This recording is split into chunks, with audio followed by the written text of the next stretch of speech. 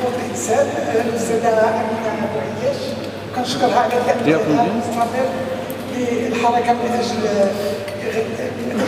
الغاء الاعدام، وكنحيي كل الاصدقاء والصديقات الموجودين، الاستاذ عبد الرحمن الجمعي اللي كيشرف حقيقه الحركه من اجل الغاء الاعدام بترأسه للائتلاف المغربي ضد عقوبة الإعدام، وكذلك بتقديم الدعم والمرافقة لمجموعة من الشبكات ضد عقوبة الإعدام.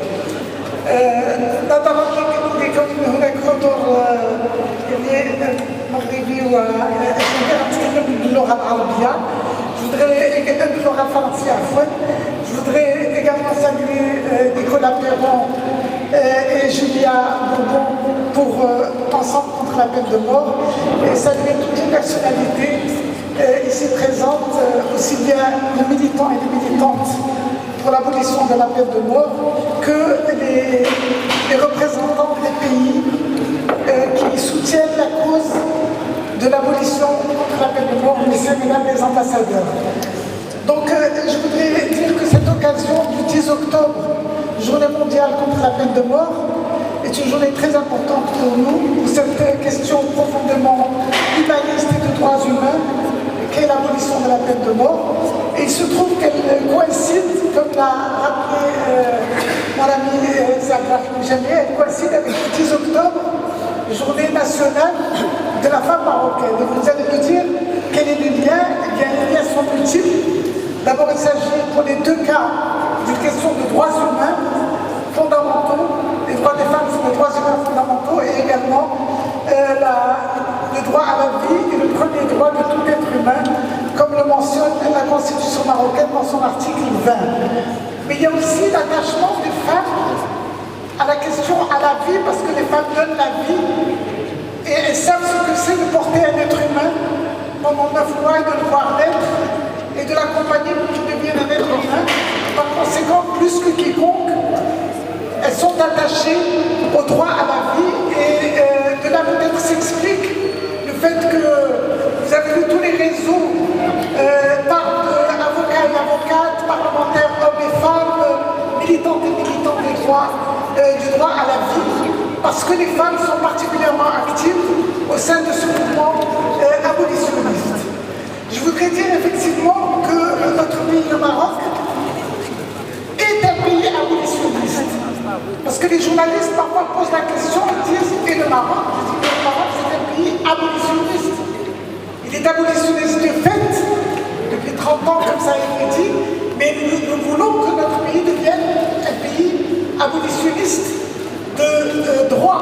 C'est-à-dire que nous voulons effectivement que toute notre législation soit débarrassée de cette question de la peine de mort, qui est une peine inhumaine, en désaccord total avec la philosophie des droits humains. Pourquoi le Maroc est un pays abolitionniste de fait? Je le rappelle pour les journalistes peut-être qui écriront que les pays considérés comme abolitionnistes de fait sont ceux qui n'ont pas exécuté pendant plus de 10 ans. Et je voudrais dire qu'effectivement le Maroc n'a pas exécuté depuis presque 30 ans, mais ce n'est pas la seule raison pour laquelle on peut dire que le Maroc est un pays abolitionniste. Il est abolitionniste parce que sa constitution proclame que le droit à la vie est le premier droit des êtres humains. Le Maroc est un pays abolitionniste parce qu'il y a beaucoup de grandes personnalités de partis politiques qui sont abolitionnistes, aussi bien dans la majorité que dans l'opposition. Les deux chambres du Parlement ont été présidées par deux présidents abolitionnistes. L'ensemble des ministres de la Justice que nous avons mis depuis ces 30 dernières années, la grande majorité parmi eux étaient des abolitionnistes et l'ont exprimé à plusieurs reprises. Au plus haut niveau de l'État, Zahra Roi s'est exprimé lors du Forum mondial des droits humains qui a eu lieu en 2014 à Marrakech. Il s'est exprimé en faveur de l'abolition de la peine de mort d'une façon claire.